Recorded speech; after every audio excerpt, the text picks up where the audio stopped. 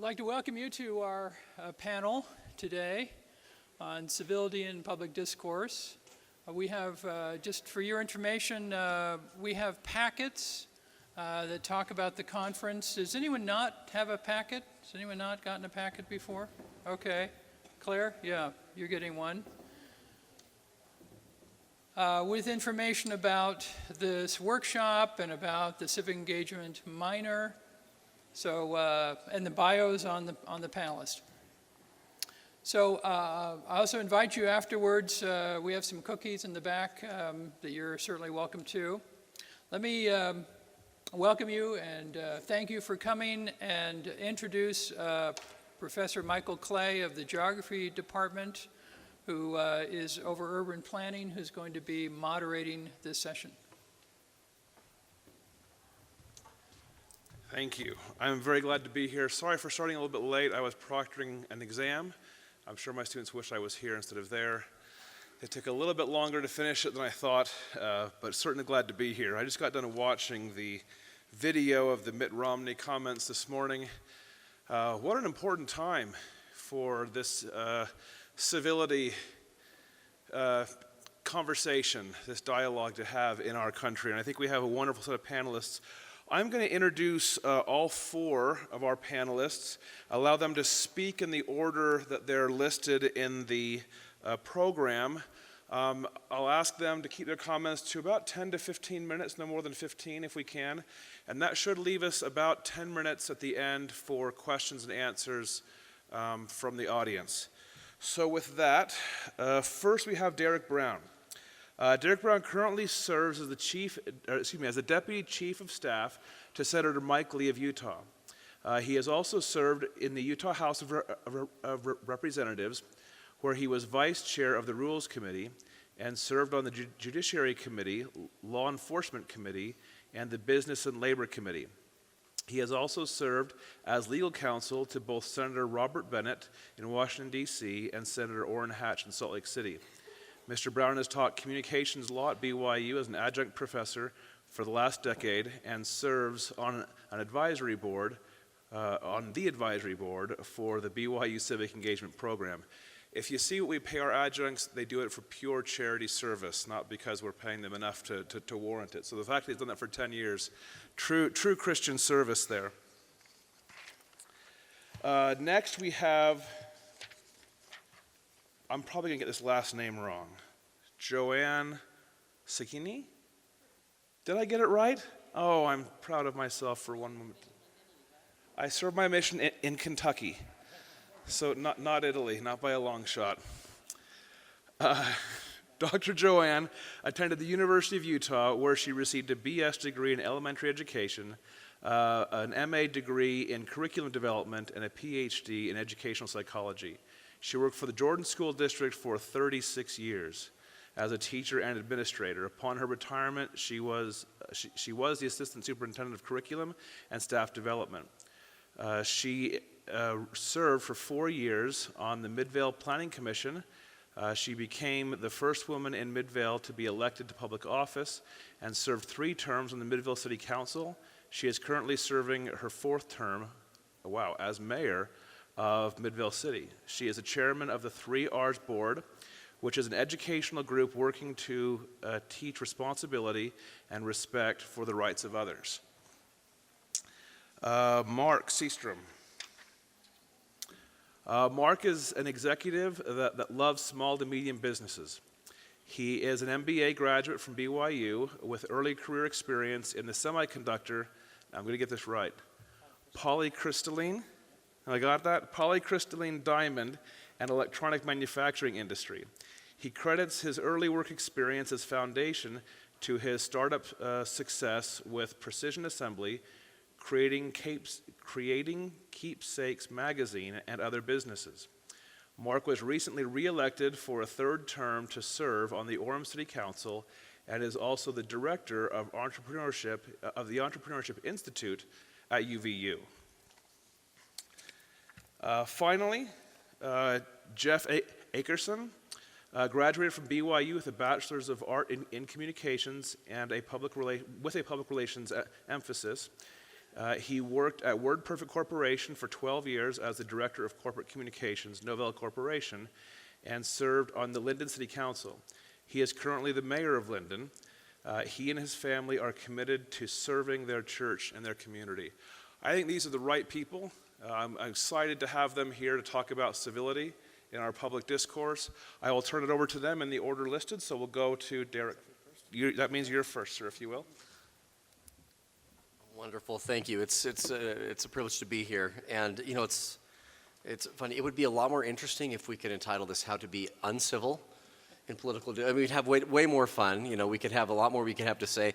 And in fact, what's funny is when Professor Davis asked me about participating in this several months ago, I distinctly remember thinking, "Oh, it's too bad that by then the whole Trump thing will be over." I mean, I literally thought that. I mean, maybe I'm not alone in thinking that. I just kind of thought that the whole Trump thing would be over. I thought, oh, he gives us such great material to talk about, and it'll be over. And that was about the same time that Kanye announced that he might run for president. And I remember thinking, he's got a better shot than Donald Trump. So that is if his running mate were like Taylor Swift or something fun like that. But anyway, so it's really fascinating to me kind of where we are from a civility standpoint. I saw yesterday a post that listed 191 people that Trump has deliberately insulted in the last 3 to 4 months, and it kind of went through and linked to each one of them. And so it's a fascinating topic to me to talk about civility. I spent some time in the House of Representatives here in the state of Utah, and it was always interesting to me how many people would sort of approach me as an elected official like with their dukes up, ready to go. I'm just ready to just have a mortal combat. And my objective was always to leave with a friend. I mean, it's easy to disagree, and a lot of times, I mean, there were certain issues where I was gonna disagree, and I was when everything was said and done, we were not gonna agree on particular issues, but we could still be really good friends. And that for me is sort of the core of kind of the civility issue. I ran and served as a Republican, but some of my best friends on Capitol Hill were in fact Democrats, and people that we didn't necessarily agree on a lot of policy issues.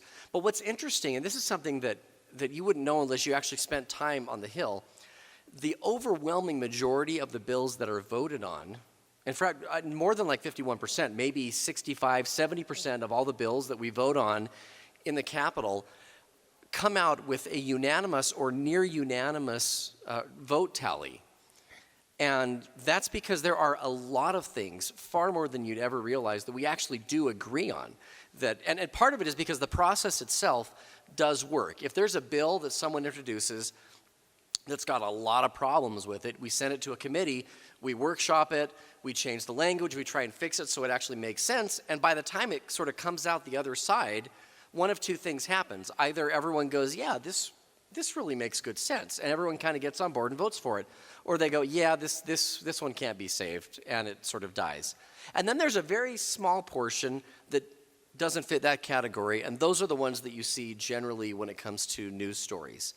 And one of the most difficult things, I think, to be is a member of the press up at the Capitol, because they're trying desperately to find things that are interesting to talk about. And I remember many, many times talking with the reporters who were just pulling their hair out, going, what do I say? What can I say about today? I mean, I just went to the most boring committee hearing where everyone just kind of agreed.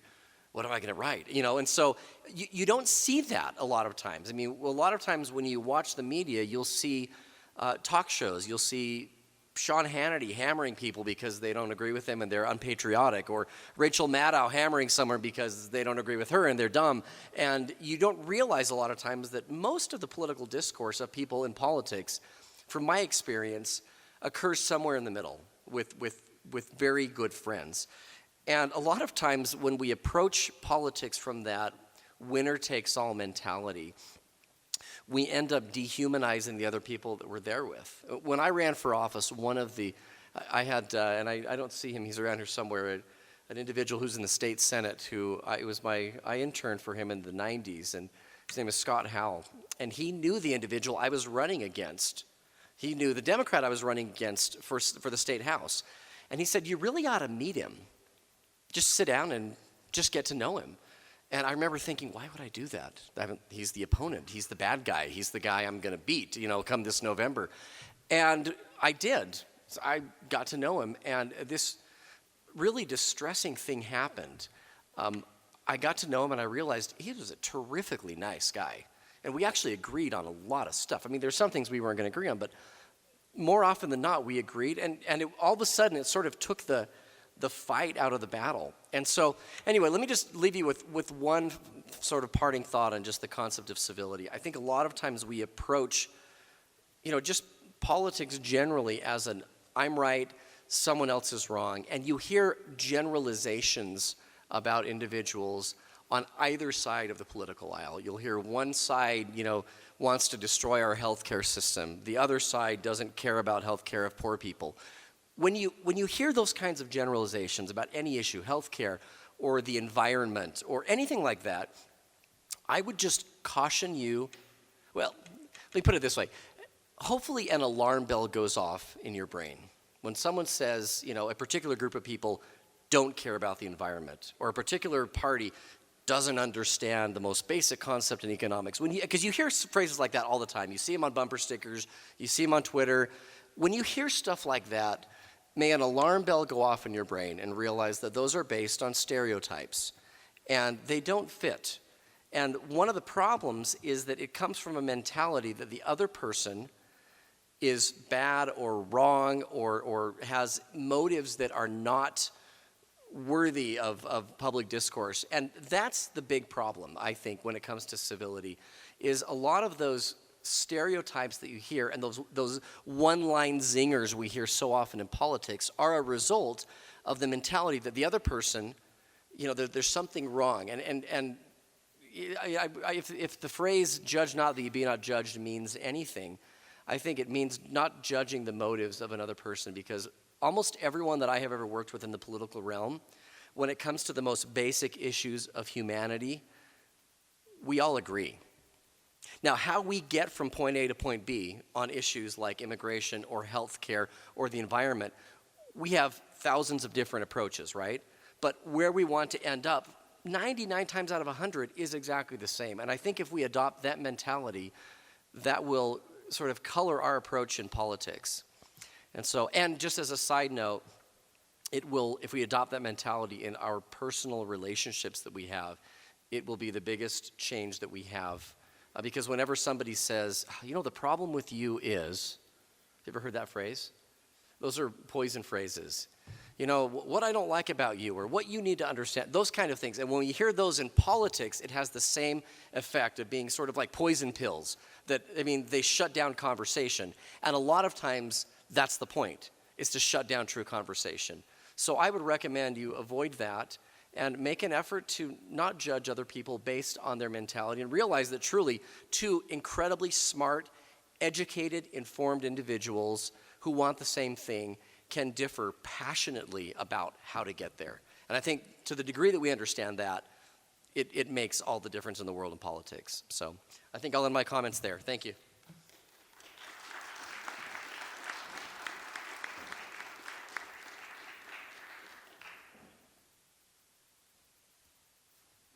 I will follow up the comments that were made in terms of people talking to people. First of all, I think the most important skill you need to develop is to, when you talk to someone, to listen.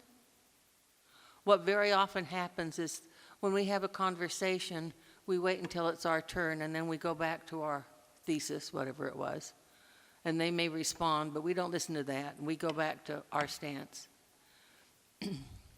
I think in public discourse, it's absolutely critical that you become a good listener. There's a program that's called active listening.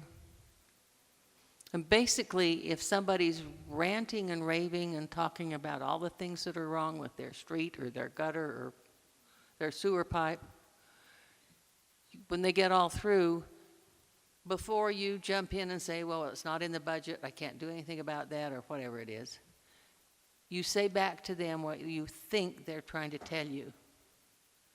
You're very frustrated because you have problems on your property. Is that right?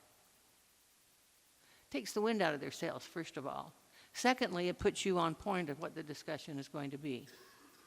Then you can talk about things that are in emergencies, things that might be delayed, things that might happen, so that that property issue can be solved. But if you don't listen in the first place, and if you don't clarify, there's no way you have a conversation. You have a shouting match. Nobody's listening to anything. I will tell you one thing that I believe strongly, and I ask you to make this part of your, one of your core beliefs or your core actions. I decided several years ago, when I turned 50, I was old enough that I could say anything to anybody I wanted to, as long as it was nice. And instead of looking at somebody and saying, "You have a beautiful dress on today," I could think that as I walked by. But now I'm going to tell them. My granddaughter says, "Why do you talk to everybody?" And I say, because everybody needs to be a person. Everybody needs to know that they are real. And I can stop and talk and say something nice to somebody if I thought it. If it's good enough to think, it's good enough to say. Just something that you will find will help you as you deal with people here and in the future. Recognize that everybody is a person. And everybody wants to be seen, and they're not invisible. Getting back to civility. One of the things that can be very, very difficult in politics, in a club that you're in a social group, is having discussions and having them get out of hand. I'll tell you how I handle that in my city council meeting, if we have a public hearing. I think it's demeaning to say to people, "You can only talk for 3 minutes and then your time's up." I don't care how volatile the situation is. I don't care how angry people may be. I think they should have an opportunity to express their view, which I may have to clarify. You're very upset about this. You think we ought to do that. Is that correct? The rules that I give to the audience with the pitchforks is I say to them, anybody that wants to speak is allowed to speak for as long as they need to make their point. If there are 5 other people that want to say the same thing, you can get up and say the same thing, but we'll be here a very long time, but that's up to you. But after a speaker speaks, I will ask everybody in the audience who agrees to raise their hand. Those who disagree to raise their hand. Because you'll find in that audience there are a lot of people that would like to say something, but they'll never get up to the microphone. And it's very helpful for them to have a voice with their hand. It's very important for them to know that it's okay for them to speak and make their point, as vitriolic as they might be. And you will find that when you come to the end of the session and the discussion, and you have a council that has to debate or decide what they're going to do, they have a real sense of how the community feels. And again, it's a matter of civility is listening. Civility is giving everybody a chance to speak, verbally or non-verbally. And civility is the thing that is the glue that holds us together as a society. You never, when you give people a time to make their issues known, you give the elected official time to ask questions to people who are speaking to them. It becomes a shared decision. Now, everybody might not agree with the decision, but you will find what the majority of people agree to. Many times we have to go with the majority, even though we may have other things that we can do for people who have other concerns around that issue. It's all part of listening. It's impossible for people to listen to each other if they're both on an iPhone. You need to be able to speak to people and look at them. You need to give them presence. You need to give them rules that will allow them to discuss something civilly. And you do that by listening, by making sure people have a chance to talk, by acknowledging that those other 200 people will never talk, but they all have a point of view. And if you give them a nonverbal vote, you will know how people feel. I don't see that going on in many government meetings. That's just my own philosophy, and that's what I do. I've only had to evict one person once who was absolutely screaming and hollering and was not going to be able to get his message across. And they made an appointment with that person to talk to them later. So I think civility in government is a matter of recognizing that we're all part of the same community, legislature, church group, whatever. We're all in this together. There's not winners and losers, or there shouldn't be. And by setting up a system where you give everybody a chance to be heard, you make it possible for civility to occur. You make it possible to be civil in the grocery store. You make it possible to be civil at church, because you don't have to make enemies. You can work together to find common ground. That's where civility leads, to common ground and common interests. So I encourage you to tell people good things, to take time to listen, to rephrase what you think you heard, and sometimes you didn't hear it right, and to give people a chance to share their opinions in ways that recognize their personal identity and dignity. That, to me, is civility in government and in life.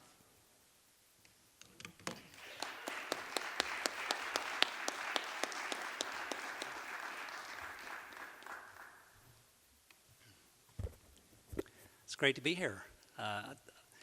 I was appointed to the City Council about 10 years ago, and shortly after being appointed, we were addressing one of our difficult, challenging issues at the city level. And the great thing about city politics is we're dealing with stuff that directly affects you every single day.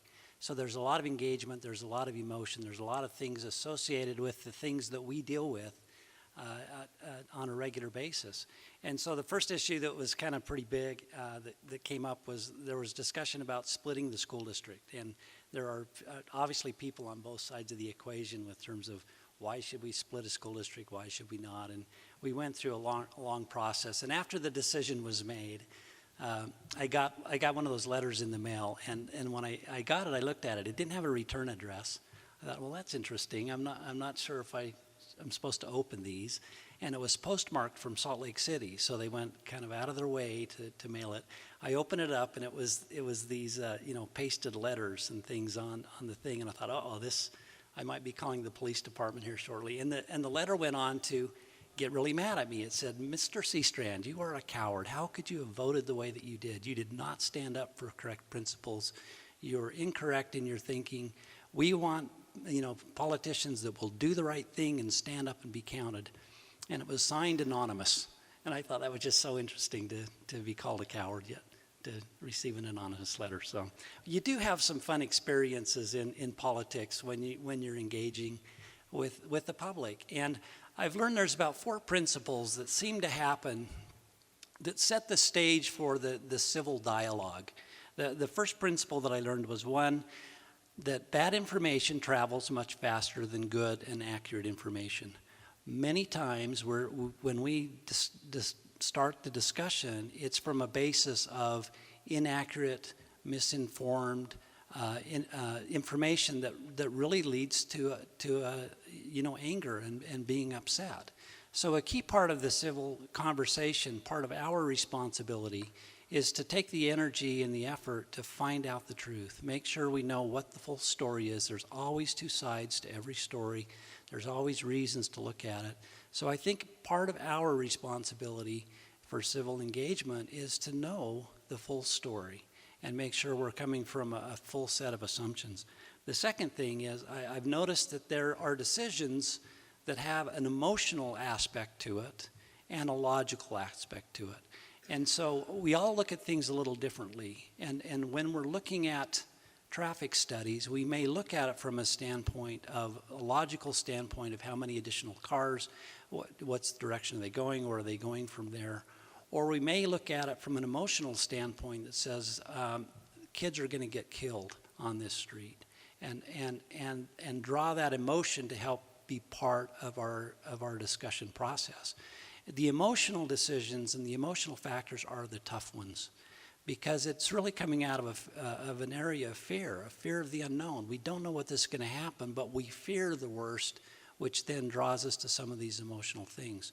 So you have to recognize that as part of the civil conversation. Is this coming from a logical perspective or from an emotional perspective? The other thing that's interesting is you typically hear from the extroverts as opposed to the introverts. And that's what the mayor was saying there, is that you're not going to hear from everybody. A lot of people that have an opinion, have a voice, are introverted or don't feel comfortable speaking in public. And so you won't hear from them. So it's important to have that respect. And as an elected official, you try to recognize that what you're hearing in a public discussion or meeting could just be one small part of the city or of your constituency, and you need to make efforts to reach out and to talk to a number of individuals to really get a full, clear perspective. And that drives to the next issue that becomes interesting, is that usually when we're speaking individually, we have a little more respect. And I've noticed that when we're part of a group, and we're talking as a group, and there's a larger number of individuals that are there that share the same perspective, it's a little easier to become disrespectful and less civil if you feel like the whole crowd is on your side. And so when you say something and there's outbursts of clapping and excitement, that creates an environment where people that have a differing perspective, there is no way they're going to share their perspective, because they know when they get up to the microphone, they're going to be jeered at, they're going to be booed, they're going to be disrespected. And so trying to create that element of civility in the public conversation, recognizing there's a number of different perspectives, and if it's a whole group, trying to break that out. I saw Mayor Washburn did an effective job of that at times. Before the public hearing began, he would have those that were in favor on one side of the room stand up and line up to speak in the microphone, and those that were opposed on the other side of the room. And you started to at least feel like if you were opposed to it, you had people that agreed with you and you weren't alone, or if you were in favor, the same thing. And that actually added to a nice aspect of the conversation, the discussion, that you didn't feel as intimidated if you had other people that shared your common thought and perspective. So watch out for that groupthink. There's the Norman Rockwell painting. I just love that painting that shows the young man standing up in a group.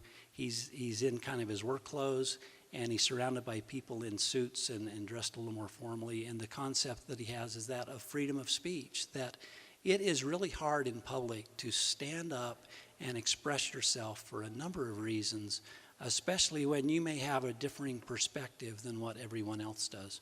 So if you can watch that aspect and try to make sure that we're being open-minded, that helps quite a bit in keeping the civility there. The other thing that I've noticed is that there's a pendulum of perception.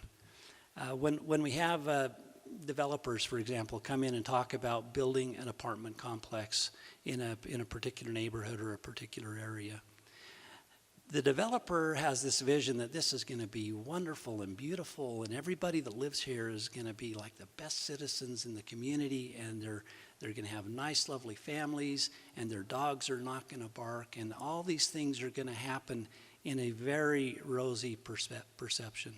And the neighbors in the area come in from the opposite perspective that says, boy, you know, the only people that rent apartments are drug users or people that are almost homeless because they can't afford a home, and their dogs are really noisy, and they're gonna mess up the area, and they're gonna attack my children, and they create traffic, and we're not gonna be able to get to school. And so you have these different perceptions in a community where everyone's coming from a different perception, and trying to cultivate and draw those different perspectives out is an important part of that civic dialogue, yet it also creates an environment where it can be a little bit tough and a little bit tricky. So with that, there are a number of ways where you as an individual can connect and be part of the dialogue. Personally, I love the one-on-one conversations. I love talking on the phone. I love the emails. I love email exchanges. It seems like when you're talking one-on-one, there's an element of being able to really explore the opportunities and better understand the perception that someone's coming from. The second way is with small groups. If there's a number of you that are not certain or have concerns or questions, typically getting a group together of 5, 10, maybe 15 people and having a representative come over and be part of the discussion, those are very productive because I think as you exchange ideas and understand the background, you can help be part of the solution, because I don't know of a single public official that got into the position because they wanted to raise your taxes and we want to raise your fees and we want to make your life difficult. I think everyone's getting into it because we want to make a difference. We want to make it a better community. We want to make this a great place to live. And we're trying to deal with issues and we're trying to deal with problems, as are you. And so be part of that solution where you're looking for that common ground where problems can be addressed. Public hearings and larger groups, as I mentioned, get a little more tough, a little more difficult, and so you have to be careful with those. And sometimes you can be involved in petitions or referendums or a number of things where you're trying to capture signatures. It's been my experience that the ability to share good, accurate information in the process of a petition or a referendum has been very difficult. And it's hard for individuals to have their neighbor come by and expect you to sign something that you don't know much about, but you feel a strong amount of peer pressure. And in a number of these situations, at least in Orem City, where there have been petitions, I was surprised by the number of individuals that called me and said, hey, I signed this, but I really didn't want to sign it, but I felt that element of pressure. How do I get my name off the petition? And unfortunately, that's a little bit difficult to do. It takes a fair amount of work to get your name off the petition. So be aware and be informed and be willing to say it's okay if you're not sure what that says to not sign the petition until you do, and spend some time and understand it and get both sides of perspective as you make your decision as part of being part of that process. So those are just my experiences in the last 10 years, that there's a lot of great conversation, a lot of tough issues that cities and states and governments need to work with. I, for one, appreciate your perspective. I appreciate it when you're part of helping to solve the problem and present ideas that can help solve the problem. Thank you very much.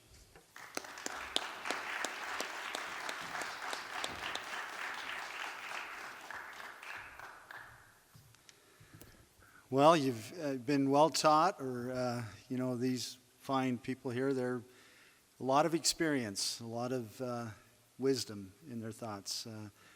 I appreciated Mary Sagini's comments and looking for the good in individuals and pointing it out. I have just a few key things I want to say, and really what I want to do is get to your questions, because I think that's, each of you probably have something you want to ask and want to know something about. So bear with me. I'm just going to give you a few key points that, through my experience in public service, I have found to be very helpful in my stewardship. Attack the issues, not the person. Attack the issues, not the person.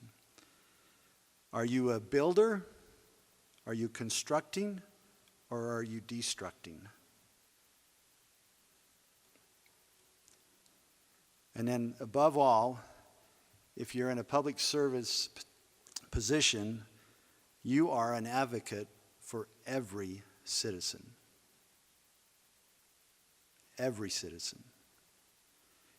All too often we let political positions or parties, not so much on the city level, but on the state and on the federal level, we get hunkered down in our position as a political party, and that creates a very challenging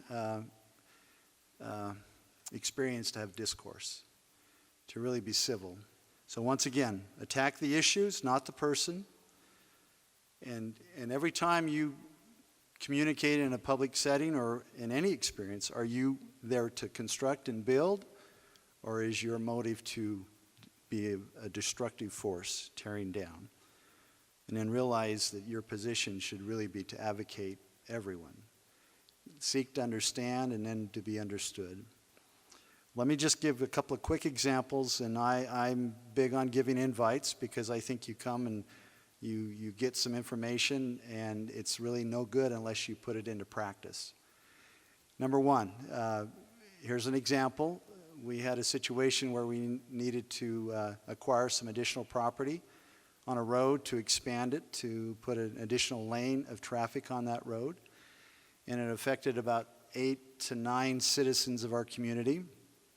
We had a public open house. People came to see what our plans were. And then I met as the mayor with every individual whose property it was in the right of way, so we had the right to I guess let them know that the city needed the property for the public use. But rather than use eminent domain, which is in the powers of a city, I approached every citizen, met with them individually, and we went through what our intentions were so they understood the need, or what we perceive to be the need.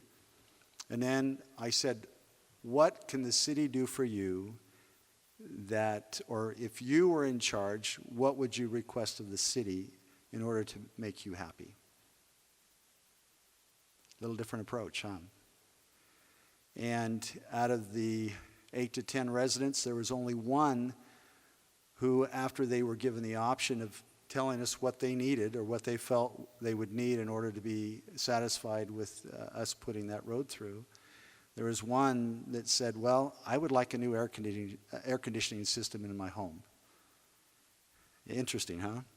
And I said, well, I would love to do that for you, but I also have all the other residents of this city whose monies I'm a steward over, and that would be unfair to them, because that isn't a direct impact on you. We're going to redo your driveway, do this and that. And she quickly said, you're right. When you try to seek to be understood and you explain things and answer questions and allow them to explain their point of view, I believe civility will exist. People will feel like you are advocating for them in their best interest. Now here's my invite, and then we'll go to the questions. It's all about civility. When you attend a public event, now I'm going to give you one that hopefully most of you go to. How many of you are Cougar fans? Do you go to the football stadium, the BYU stadium, or the Marriott Center?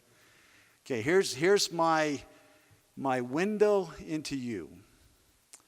Next time you attend a public event like that, make notice of what that arena looks like when you enter it. Look around you.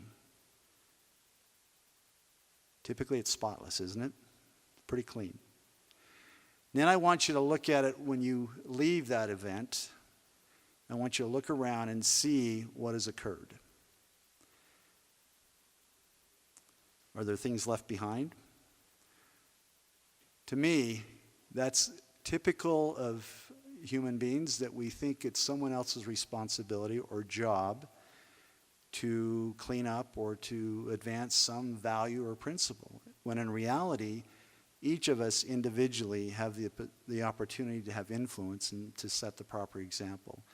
Leadership is all about having influence, and as we see in today's world, that influence can go either way. It can move us in the right direction, in the right choice, or it can take us in an opposite direction where there's conflict and discord and destruction, rather than building for the better good of society. I hope that each of you as individuals and as students, as you move forward in your life, that you commit to having the kind of influence that will have the right influence in changing the world for the better. Thank you.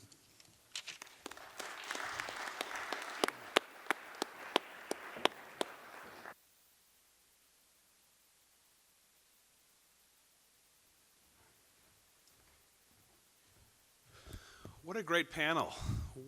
So whenever I hear things like this, it reminds me, no matter how good we feel that we are at Civil Discourse, all of us, pride myself in this, and I think I have a lot of room for improvement.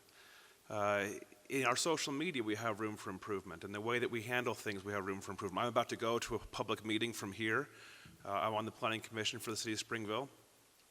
And there will be some passionate discourse at this meeting, as there's some farmland that a developer wants to turn into multifamily housing, and some of the farmers and neighbors aren't real keen on this. Well, so I'm gonna, as privilege of the moderator, ask the first question. And I want all four, if they will, to think and give their answer. To me, the toughest time of being civil is when there's an issue that I personally feel passionate about, that's very important to me or to my family, and this issue happens to be something that's up for debate. And people are coming in on all sides of it, both for and against, equally passionate. I know in my heart the easiest way to be civil is to be dispassionate and to sort of divorce myself from the issue being discussed. But when it's something that is important to you, it's hard to always be as dispassionate as we might like to be. Are there techniques or thought processes that you enter into when you know ahead of time, I really care about this issue. I know I need to discuss it with these people. I know there's going to be some conflict of opinion here. Are there techniques that you might use, mental exercises or just verbal things that you might use to try to not allow yourself, or to cause yourself to be more logical than passionate in your conversation? So we'll start with Derek. We'll just go right down the line here.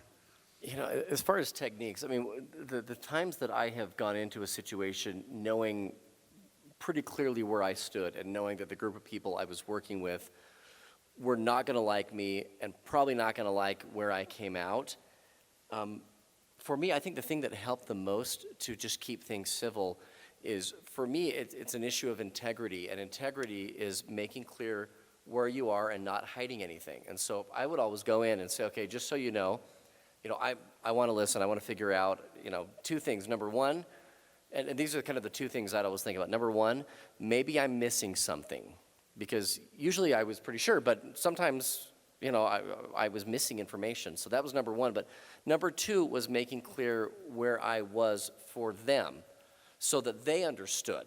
So that in the end, if I said, you know what, I'm not going to agree and I'm not going to vote this particular way, it wasn't like there's this outburst of spontaneous anger. I can't believe it. You know what I'm saying?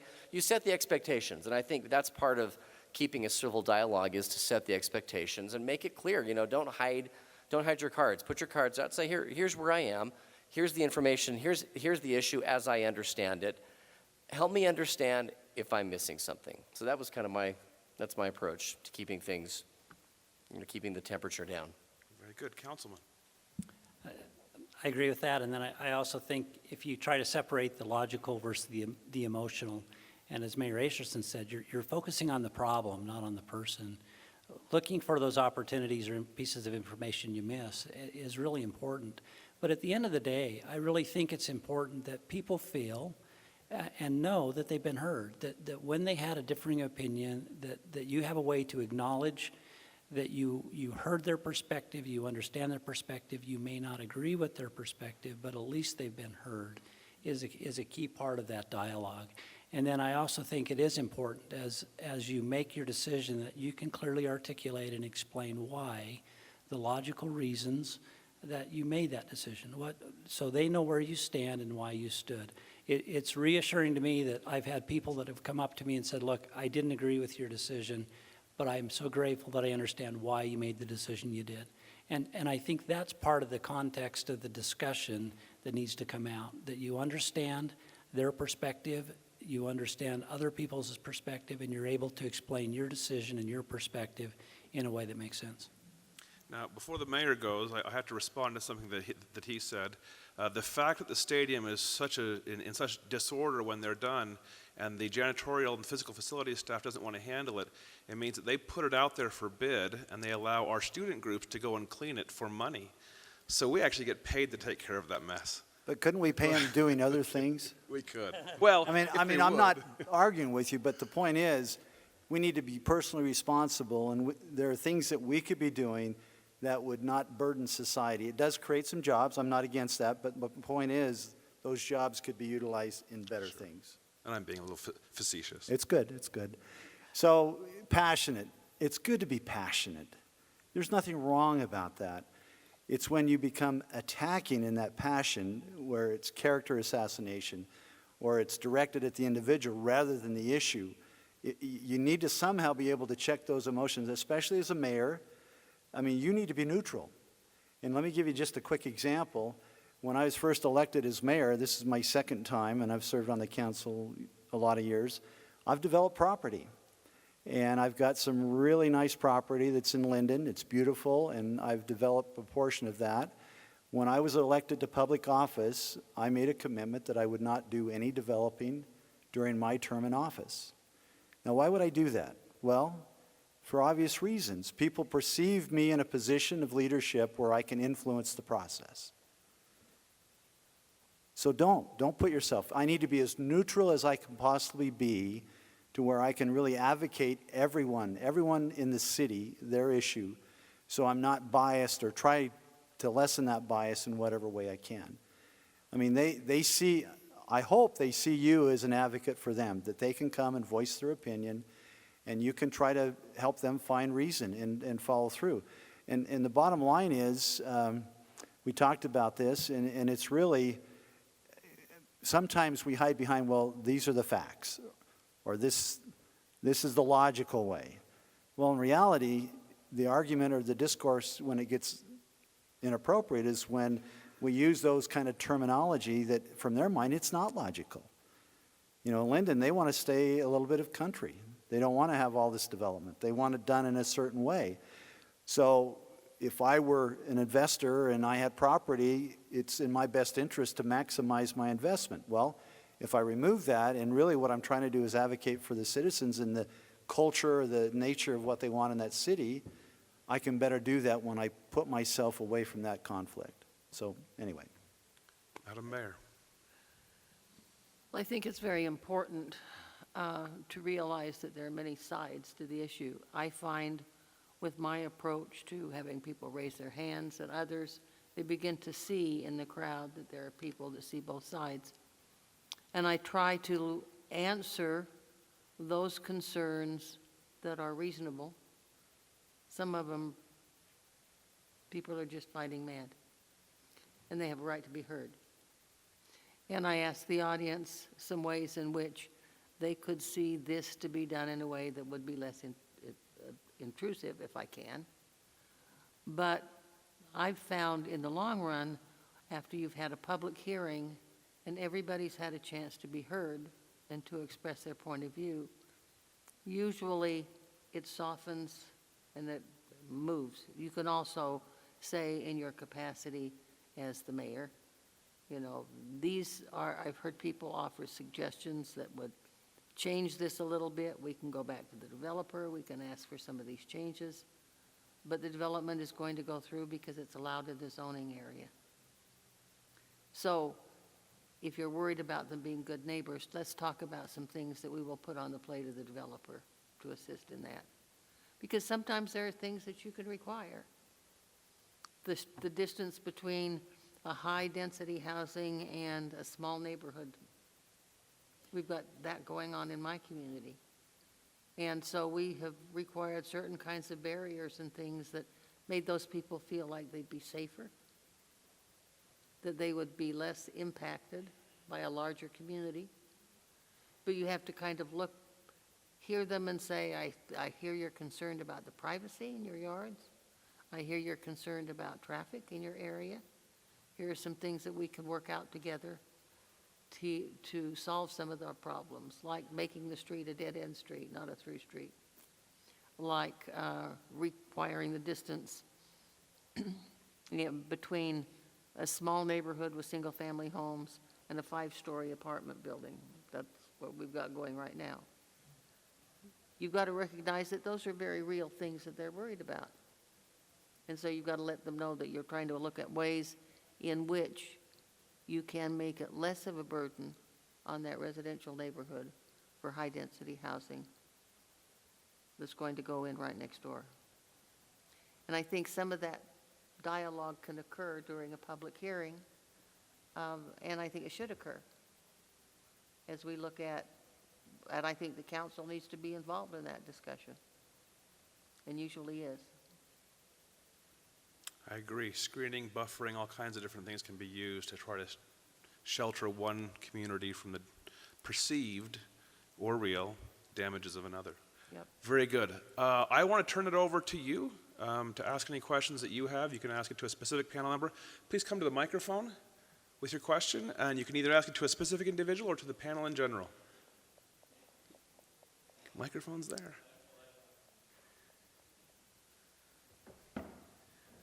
This is kind of to all of you. You can respond if you choose. I find a lot of times that whenever because we're all human, we all make mistakes, and whenever we make a mistake, we try to, instead of correcting it and responding in a civil manner, we try to point out the other party or someone else's fault in the matter. If you'd like to, the question is, what is a mistake or an error that you made while in a position of, or being a public figurehead? What's an error that you made, and how did you resolve it, I guess, in the end, in a civil manner? And I will like to address that. The way I run my public hearings, as you heard, I ask them to let people know how they feel. But I forgot in the beginning that you can get booers and cheers. So I start out by saying, you can't clap, you can't boo, you can't cheer, you can't speak, and I'll give you a chance to vote with your hands. And that takes away all of that demeaning behavior that makes some people feel like they don't have a voice. So I'm sure I've made a lot of mistakes. And people are too kind to, I don't know, maybe they haven't come back and said specifically, but I think one of the thoughts in our, at least our staff and the employees of the city, what I've tried to implement and encourage everyone to do is we have all these processes, that the building permit process, the zoning, the plan, everyone has a responsibility, and what I requested is that we have a follow-up survey afterwards. Anyone that's interacted with the city, I want them to feel, because they're afraid. They're afraid to fight too much with the city because they're the legal, or they're the body that's going to grant them a building permit. And so if they push too hard or are upset, they may not receive that permit. So what I try to do is invite the citizens that interact with the city after they've run the course and feel like they've gotten what they want, to have a voice again, to let us know what could we have done better? What are the things that you found most struggling or burdensome or whatever it might be, because that helps us to improve. And leaders are always looking to become better, always to do a better job. So, Good question. The nice thing about being on a city council is you don't make any decisions on your own. And so the question kind of comes back as, did the council as a whole make a decision? And my general thought and recollection is that most of the time, for all that I remember, the council, 4 of the 7 individuals need to make the decision, and they come out on the right side. There's been a couple of situations where a decision was made to grant a developer, the privilege to go ahead and build it to that code, and then the developer a year or 2 later turned around, didn't do it, sold it to someone else, and then we're back at it again. So sometimes the issues, or when you realize it didn't work out as you planned, you don't find that out for a while later, and at that point there's not too much you can do from that standpoint. But I think the biggest mistake sometimes we can make is to be silent, to not express our perspective, or to ask those questions, or to not have that dialogue. So I think the correction to that is to, speak your mind and tell people how you feel and why you feel the way you do, and open up that dialogue and that conversation to make sure you understand the full issue. Can I just give you an embarrassing one? I mean, I'll just be really brutally honest. When you first get elected, you don't necessarily want to stand out. You know what I'm saying? There's a desire to kind of, make a difference, but you don't want to be the one sticking your head up all the time, because you may not make the right decision, you may make a mistake. And I had two experiences that really kind of shook me a little bit. One was I was not really comfortable with a particular bill, and I won't go into it, but if I mention it, a few of you here might remember it. And I voted for it, probably in part due to the pressure of being the only person in my party who was about to not vote for it. And I voted for it notwithstanding. And I had literally 2 sleepless nights over that bill. And when I sort of realized, okay, Derek, here's what's going on. You voted for it, but you're not at peace because you didn't, in your heart, feel it was the right thing to do. And you felt like, maybe it was peer pressure. You don't want to think that there's such thing as peer pressure among, 104 state legislators, but there is that kind of thing. And so I think for me that was a mistake, and I learned, I learned a massive lesson, and in hindsight it helped me for a lot of other votes that I was able to cast where I was kind of alone. And so that was one. And then one time when I was brand new, I got an email from a woman that would just let me have it about a vote that I cast. I mean, she just blistered me. And it was probably 1 in the morning, and I was exhausted, and the legislative session is exhausting. And I just let her have it back. I don't know what I was thinking. If it mattered so much, how come you waited until I voted, and then you told me about it? And anyway, push send, and the next morning, you know how you make a stupid decision, the first thing you think of when you wake up the next morning is that, well, that's what I thought of. And I got on my computer, her email was the first one that popped up, and I just thought, oh no, what was I thinking? And to her credit, I don't even know who she was. She just said, look, I'm really sorry. Next time I'll know, to approach you before. She was so totally civil compared to my response. And I just thought, you know what, I just got a mulligan. This is something that could have been so embarrassing. So I will never let that happen again. And so anyway, and my other new rule is I don't email or do anything important after about 11 p.m. It's just never smart. So anyway, that's how I reduce the mistakes, is just nothing. That's a good motto in life. Don't make any important decisions after midnight. Thank you. I learned that same lesson. Especially if you have to stop before you push send and think, should I click send? Don't send. And it's after midnight, just don't send it. Just put it in your drafts, wake up the next morning, and yeah. Start over. All right, thank you. Next question, please. Well, I guess this is to anyone who would want to answer, certainly not necessary, and I hope this isn't playing devil's advocate too much, but we've seen recently Donald Trump's candidacy. What was his name? Donald Trump. Trump. Yes. We've heard of him, I think. Oh, yeah. His candidacy's been rather polarizing, and I think a big part of that has to do with his perceived lack, or maybe people like it, his level of civility in public discourse.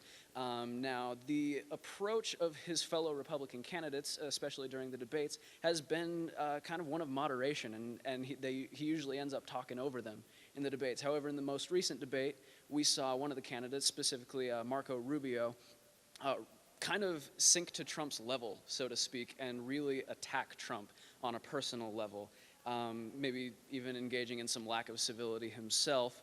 And that was really the only thing that we've seen as a public that's really gotten Trump flustered. And a lot of talk show hosts afterward were saying that was the exact right thing for Rubio to do, was to kind of beat Trump at his own game.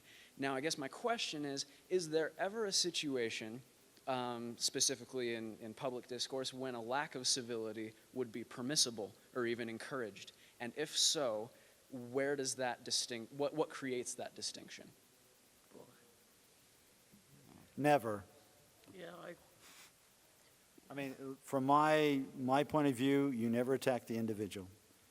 You attack the issues. Bottom line.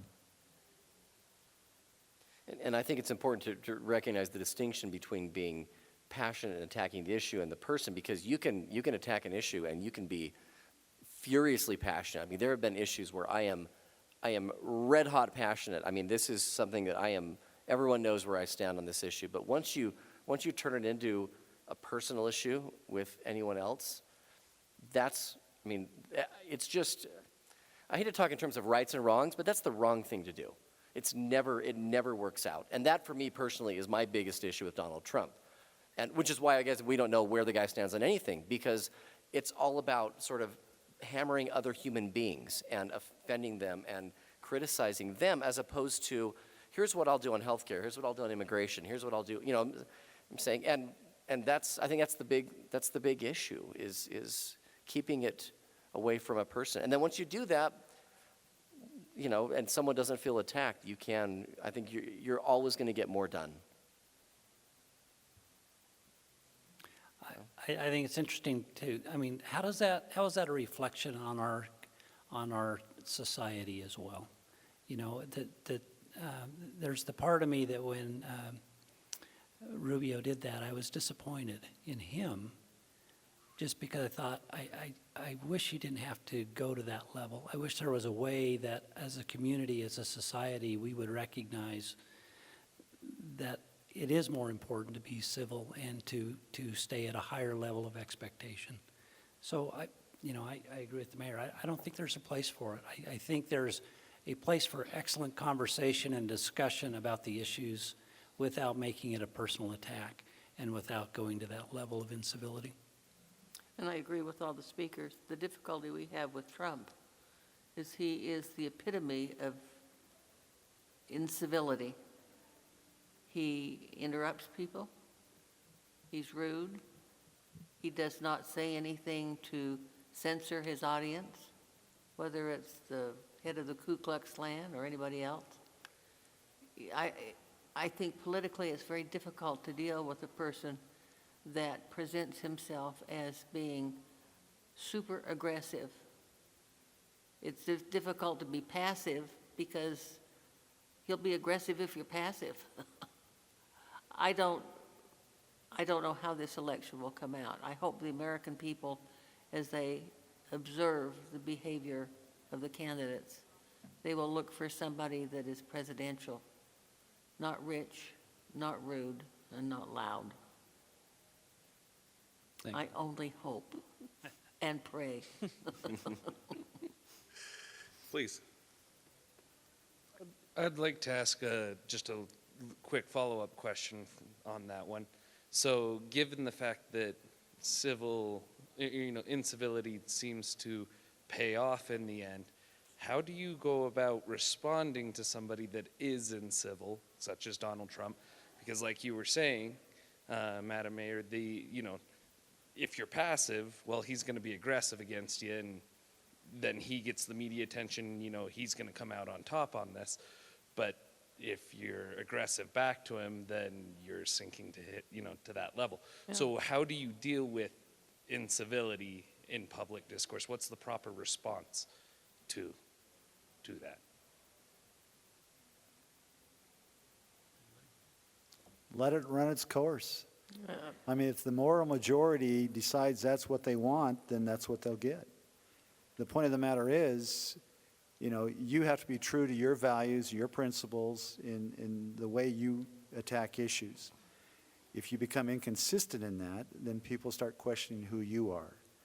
I had an individual in our city that approached me. I was serving in an ecclesiastical position at the same time that I was voted in as mayor. And she approached me and said, how can you do that? Because you'll have to be a certain way in that position, and then you'll have to change to be the mayor in this position. And I looked at her in an astonishment. I'm the same. I'm not going to change. I think consistency is the best principle to follow. And you may have your dissenters, the people that are vocal, that are, they're saying things that are incorrect. And if you fall into that trap and follow that, then they've just turned you into them.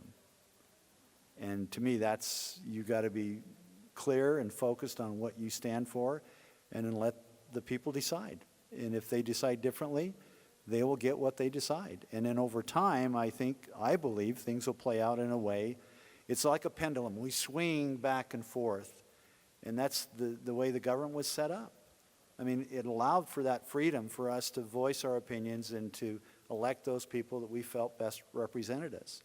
And I think as it plays out, we learn from that lesson and we moderate, we change. Anyway. I think as we look at the current people that are running in the various parties. One hopes that the American public is going to be not run by emotion, and that's all that Donald Trump does, is he excites the emotions. I like the way he said he enjoys uneducated people. He thinks they're great. Wish at a university ought to make you feel squeamish. But he's a bully, and that's the way he's running things. If that's going to win him the White House, I guess it will. But his assumption is that he can change everything. They complain about the current president. In 7.5 years, he's done nothing. That's because he's had absolutely no ability to work with the Congress. Everything that he's been able to do has been an executive order. I don't think all of these people running for president realize that there are a whole bunch of people called the Congress to whom they must answer. It will be interesting to see if people who are as strong-minded as he is, and our senators and representatives, are going to bend to his whims, his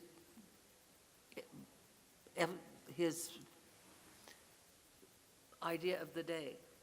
And I don't think they will. And he's going to find himself boxed in because of the way our government's set up. I think that's the good news. I hope that's the good news. Can I make a quick comment? I mean, I think the whole Trump factor is such an anomaly because one of the things you mentioned is if it pays off. And Trump, he's got sort of an entirely new playbook that's being written in politics. And that's why it's kind of hard for people to kind of place that. But generally speaking, that kind of behavior almost always, I mean, you may win an occasional battle or two, but the long-term war is never won. And in the legislature, there in Utah has 104 different members of the House and Senate. And there are a couple of folks that I have worked with who are kind of in it for themselves, and they're kind of bullies. And occasionally they may win, they may eke out an occasional victory, but they always lose the war in the end. And there was a particular group of folks when I first got elected who fit that description to a T. And within a very short period of time, none of their bills got passed. I mean, they'd come up again and again. And as a group, no one would vote for their bills, even if they liked their bills, because they were so turned off by that approach that they had. And so I think long term, the civility, being uncivil, it just never pays off in the end. And I think that you can always accomplish more when you respect others and are civil. And I'd love to say that applies to the presidential election 2016, but I don't know. It just seems like a completely different.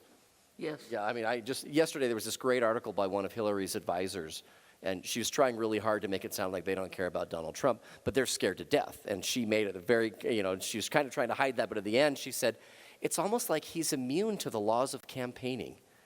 And I thought, that's a great description, because we have all these sort of rules of what you do and don't do, and he sort of has broken all of them and keeps winning, which stumps everyone. So anyway, I may reserve the right to amend everything I'm saying, in 3 months from now, but probably not.